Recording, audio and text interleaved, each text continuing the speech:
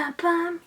I have like this weird idea. Wouldn't it be weird if masquerade masks came back in style? Maybe that's a thing that should stay in the past. The future is coming too fast. Everything happens so much. Everything's just zooming along and I'm like, okay, I'm fine. But then I go to write and the future is in my book too. I just can't escape it. I feel a lot like this.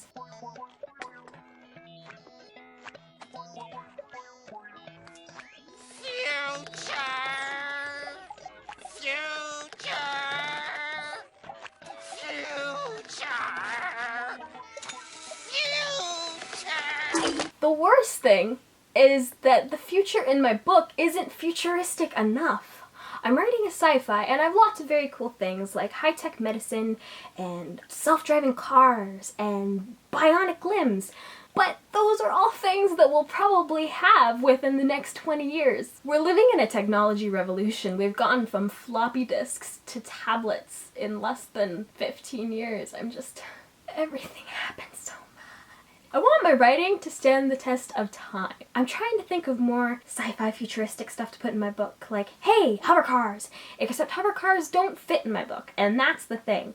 I have to think about what is a natural fit for my story world and story characters. Would hover cars and like virtual reality contacts be cool? Yes, definitely. Of course.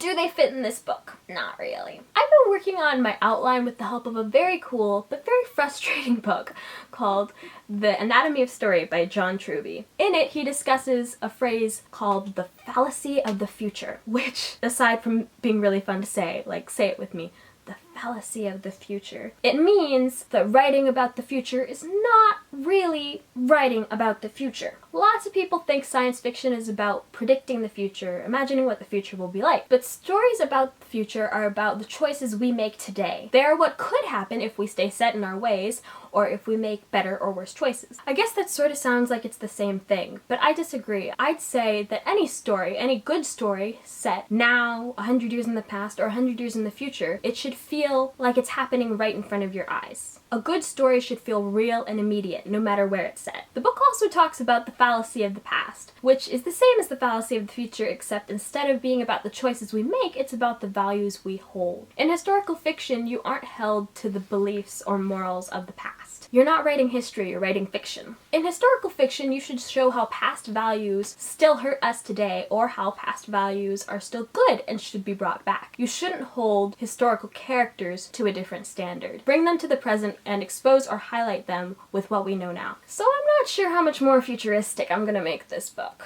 Maybe when we're reading this on our holobeds, on holographic screens, we won't view it as a failed future prediction, but an interesting historical piece. I don't know. I probably won't really care by that point. I plan to take advantage of technology until the day I die. I'm gonna be super old and my kids are gonna be like, Grandma, it's our turn in the VR room.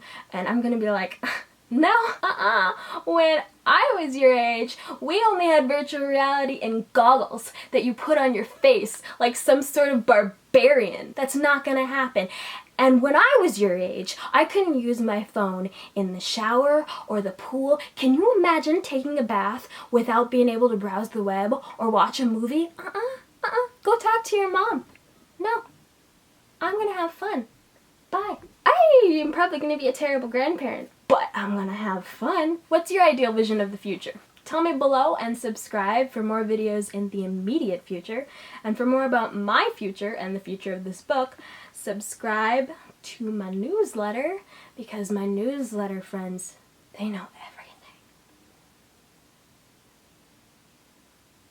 That got really creepy there for a second, didn't it? Alright, I will see you guys soon. Bye.